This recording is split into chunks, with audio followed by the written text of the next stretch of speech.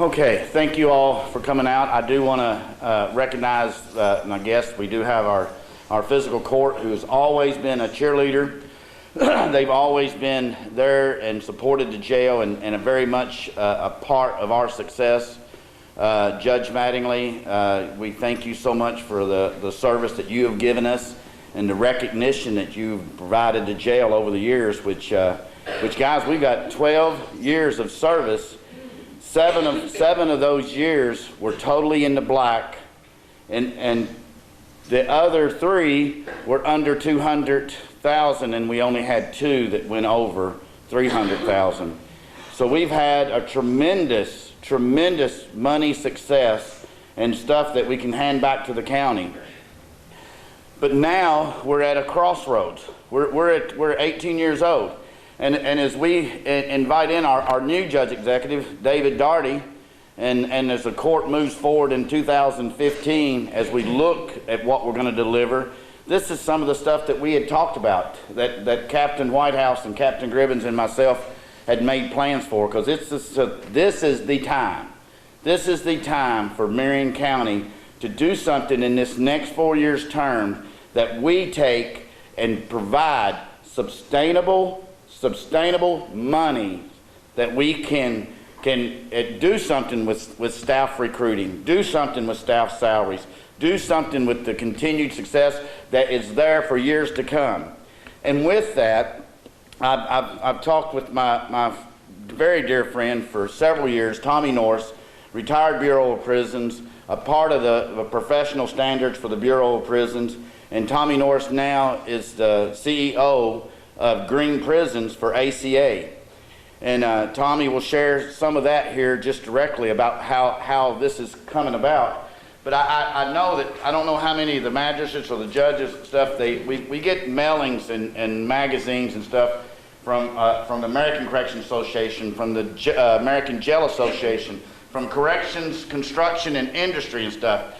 And every month in the past 6 or 7 months, you're seeing more and more talks, and it has been for years, about programming and recidivism, and reducing recidivism as a way to capture cost and lower and contain the cost of incarceration. But now, the whole world, I mean the world itself, the nation and worldwide, are looking at energy efficiency. There's stories in every magazine that we get, almost every month. They're looking at monies that we can capture, whether it's with heating our water, whether it's with our lighting, or whether it's with the efficiency on the units, the HVC units. This building, I'd like to recognize the court and the physical court that made the decisions in 1997. That they worked together then to make that decision to build the jail. And then they added on to the jail. And then they handed it us to manage. But that jail now is done. We're 18 years of age. 18 years of age. I mean, 19 HVC units on the roof that heat and cool this controlled climate within the 32,000 square foot. Only 3 of them have been replaced. Right now, we are faced to replace 16 HVC units. I mean, they're working and running today, but we all know how the wear and tear, and in an industry wear and tear, 19 years on HVC units. I've got a boiler that's 18 years old that our maintenance supervisor, Darrell Buttman, has done a successful job over the past few years putting the patches to it and getting just the necessary to get us through the repairs. But that time is running out on us, so we're going to have to make some moves anyway.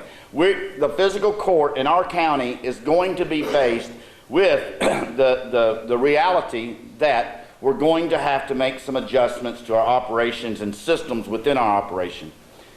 So, as I talked with Tommy, what a better time at this point to actually look and pay attention to what's being said in the construction industry, and look and see if there's some sustainable monies, if there's some stuff that we can do with food service, whatever department it may be, that we can save some money.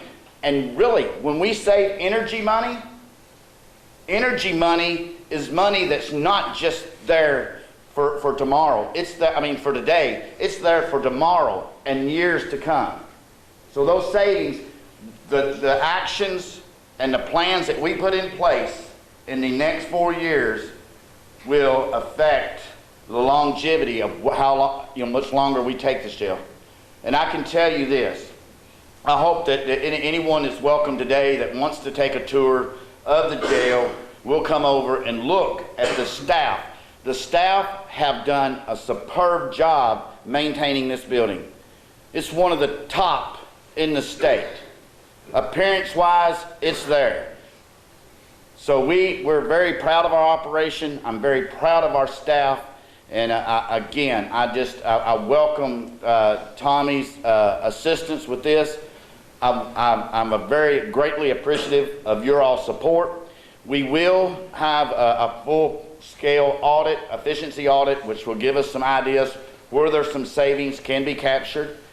And then we will have that report for the court to include over the next, now to the next 6 weeks or so, that we'll look for assistance money, that we will look to Terry Mills, Jimmy Higdon, and on up to the federal level, if there's any money out there to assist Marion County in making this change, making these adjustments.